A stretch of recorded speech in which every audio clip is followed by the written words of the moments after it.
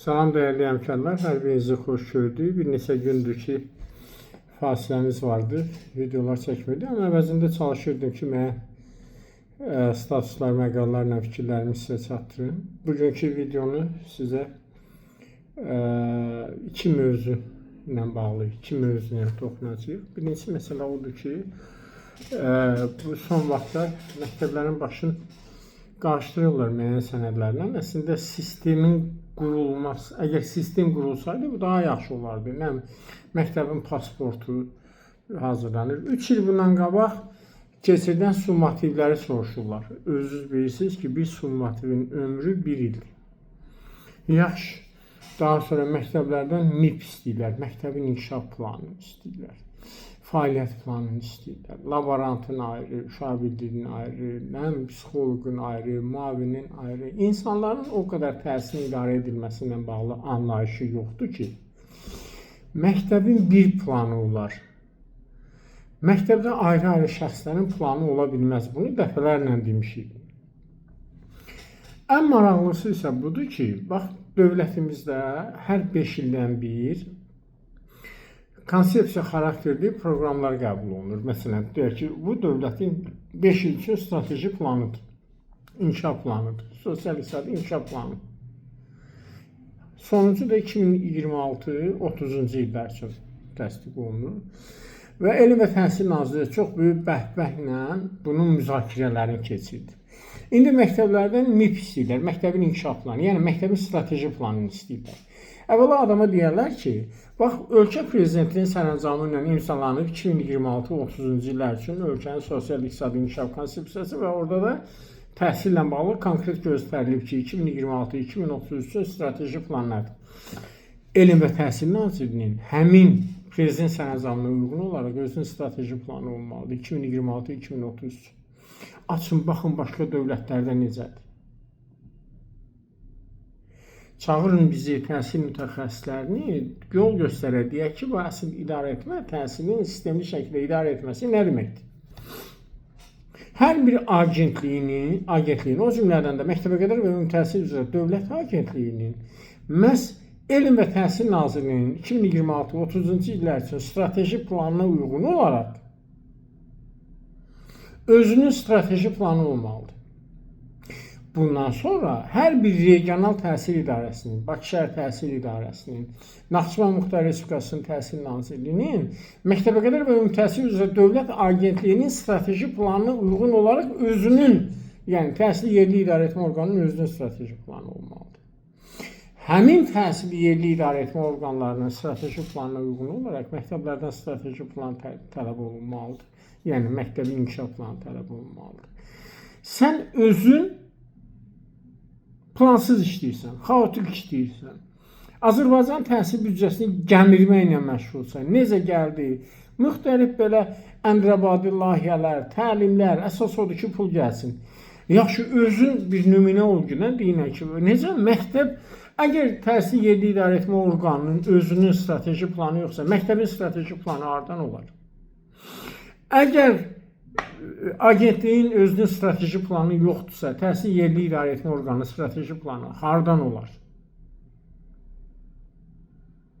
Nazirliyin özünün strateji planı yoxdursa, agentliyin strateji planı necə ola bilər? Bir də oxuyublar, hardansa rast gəlib bunlara dəstəkləyici inkişaf planı. Bu müəllimlər üçündür, müəllimlərin ehtiyaclarını öyrənmək üçün. Bu dəstəkləyici inkişaf planı nədir? Çağır bu direktor müavinlərini izah eləyinə ki, bax, məktəbin inkişafı görürsə, mənim strateji planım var, sən də buna uyğun olaraq məktəbin inkişaf planını bu formada hazırlamalısın. Və ya da dəstəkləyici inkişaf planını bu formada hazırlamalısın. Və ya da artıq sənin məktəbin inkişaf planı varındır, strateji planın var və hər il üçün, deyək ki, bunu 3 illiyə nəzərdə tutmuşsan, hər il üçün fəaliyyət planı bu olmalıdır. Bu fəaliyyət planı yanında tədbirlər planı bu olmalıdır. Kimisə boğmaq üçün deyirlər, get MIP gətir, get fəaliyyət planı gətir. Özləri kimi öz ağlında olan adam, hansı ki, direktorları təyin edir. Direktor çağırır müavini, çağırır uşaq birliyi rəhbəri, çağırır laborantı, bir dənə qalıb gözətçini, ocaqçını çağırsınlar ki, get fəaliyyət planı gətir. Get dəstəkləyici inkişaf planı gətir. Mavinin hardan dəstəkləyici planı olacaq? Yəni Mavinin hardan fəaliyyət planı olacaq? Və ya da laborantın, gözətçinin, kitabxanasının, uşaq birliyi rəhbərinin məktəbin vahid bir planı olacaq. İstər dəstəkləyici inkişaf planı olsun, istər məktəbin inkişaf planı olsun, istər məktəbin fəaliyyət planı olsun, istər məktəbin tədbirlər planı olsun, istər məktəbin məktəb daxili nəzarətin planı olsun. Vahid planı olur. Onun içərisində hərə Tədris İşləri üzrə direktor müavini özü üzərinə düşəni edir. Deyək ki, təşkilatçı müavini, tərbiyə işləri üzrə direktor müavini öz üzərinə düşəni edir. Təsərrüfat işləri üzrə direktor müavini öz üzərinə düşəni edir. Bu nə biabırçılıqdır? İnsanları kimisə gözün çıxdıya salmaq üçün get plan gətir ki. Sənin özünün planı var. Öz planın var ki, yəni məktəbin özünün planı var ki, müavinin də planı olsun. Mavinin planı o sənin ümumi plandan çıxarışındır da. Anlayışı olmayan insanlar özü nazirdən tutmuş məktəb direktoruna qədər hamı plan axtarışındadır. Mən dəfələrlə təklif eləmişəm. Mənə icazə verin ödənişsiz olaraq ölkənin məktəb direktoru, direktor müavinlərinə seminarlar keçirdim. Təmin elmi webinarlar keçirdim. Ödəniş də istəmirəm. Sizin kimi bu büdcəni gəmirməyinin şeyində deyil. Mənə deyirlər, nə marağın var sənin? Nə marağın var? Axı, reallıq odur ki, bugün bizim ümumi təhsil məktəbinin direktorlarının elementar bir əmr yazmaq, protokol, nə bilim, bir akt yazmaq bacarığı yoxdur. Məktəblərdə baş verən nəyin hesabınadır?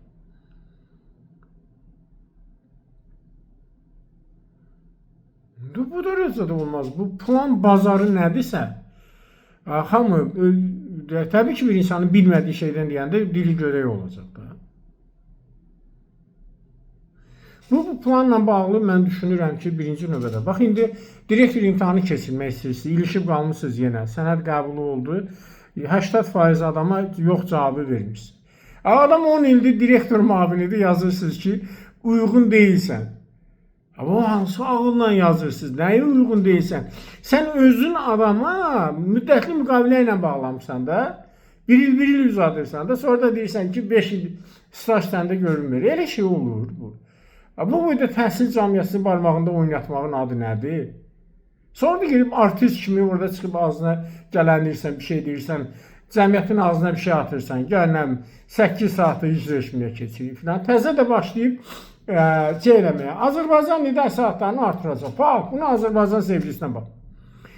Bilirsiniz, bu insanlar o kadar pozucudular, o kadar anti-Azərbaycanlıdırlar, o kadar hökumətə və cənab prezidentə olan qarşı insandılar ki, hələ biri Emin Əmrullayev olmaqla. Cənab prezident çıxışında deyib ki, Azərbaycan dilinin tədrisi ilə bağlı, ümumiyyətlə Azərbaycan dili, millət, vətəndaş olaraq Azərbaycan dilinə xüsusi önəm verməlidir. İndi bunlar cənab prezidentin çıxışından ruhlanaraq Azərbaycan dili dərs saatlarının sayı artırılacaq. Bax, nə yaxşı. Azərbaycan dili bugün məktəbdə ən çox tədris olunan fəndir də. Hanı nəticən? Sənin Azərbaycan dili ədəbiyyat müəllimlərinin peşə standartı var. Ümumiyyətlə Azərbaycanda müəllimliyin peşə standartı var. Yəni Azərbaycan dili ədəbiyyat ixtisası üzrə təhsil alan 4 ilin sonunda hansı kriteriyalara cavab verməlidir, hansı standarta cavab verməlidir? Bu var, yoxdur ki. Bunu yarat da. Sənin Azərbaycan dili ədəbiyyat müəllimin 4 il oxuyur. Sonda gəlirsən, ağzına gələn sualları qoyursan ora, 4 ildə oxuduğu materialdan heç nə düşmür ona. Sən Azərbaycan dili ədəbiyyat müəllimi olmaq istəyənlər 3-cü kursdan, 2-ci kursdan kurslara gedirlər, müəllim yanına gedirlər ki, gəlib sənin imtahandan keçsinlər. Bu saat artırmaqla nəyi əldə edəcəksən? Ümumiyyətlə, bu nə biabırçılıqdır, bu nə yanaşmadır. Cənab prezident ölkənin hər hansı bir çıxışında bir konsepsiya xarakterli bir fikir deyir. Dərhal cənab prezidentin o mütərəqqi fikrini cəmiyyətə elə sır yerlər ötürürlər ki, bir ikrah hissi yaradır, bir narazılıq yaradır. Azərbaycan dili dərsliklərinə bax gör, bu dərslikləri sən hazırlayırsan da. İndi qayıdıb deyirsən, dərsliklər yenidən hazırlamalıdır. Pul qurtarıb da, çünki hər dəfə də dərsliyə 100 milyonlarla pul xərclənir. Dərsliyi kimi hazırlayırsan, hazırlayırsan da. Sonra da artist kimi çıxıb deyirsən, yox, dərsliklərimizdə problem var, filan işinizdə problem. Bu problemi yaradan sənsən də. Bu problemin başında duran sənsən də. Sonra dedilər ki, insan çox səmimi insandır, etiraf edir. Bir səhvi eləyib, bir qələti eləyib, sonra da onu etiraf eləməyə nə var ki? Axı, hər etirafın arxasında da yenə bir oyunlar durur. Məsələn, deyək ki, dərsliklər tələbatı ödəmir. Nə yaxşı? Nə etməli? Yeni dərslik yaradaq.